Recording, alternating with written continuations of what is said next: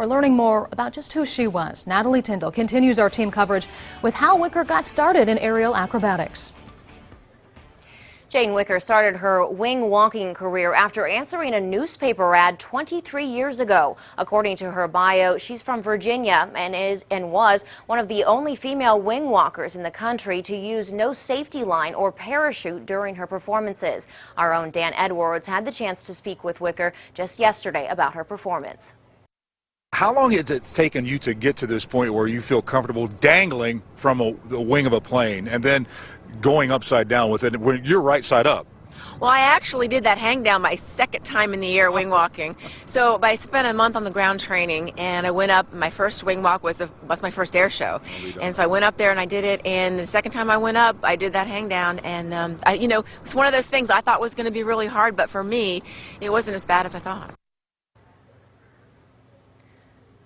Wicker used a 450 HP Stearman plane named Aurora for her acts. Now, you just heard her talk about one of her signature moves, hanging underneath the wing by her feet while the plane rolled. She also would sit on the bottom of the airplane while it was upside down. And in an interview with the Living Dayton crew yesterday, she explained how she felt every time she would get ready to take those risks. You know, I think it's more of an adrenaline than a nerve for me at this point.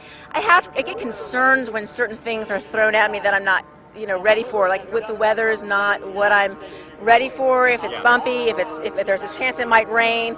Those things concern me, but I'm never nervous or scared because I know if I do everything as I usually do, everything's going to be just fine.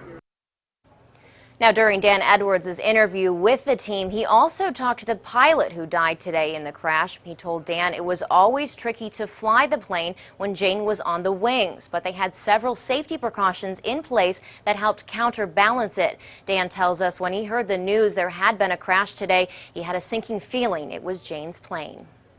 You get a liking with these people and what they do, and they put their life out on the line every time they go up in the air for an act, and you just get that feeling that your heart just breaks for not only the family, and here is the maintenance crew chief who is her fiance. You have to wonder what he's going through, and it just breaks your heart to see that type of tragedy at the air show.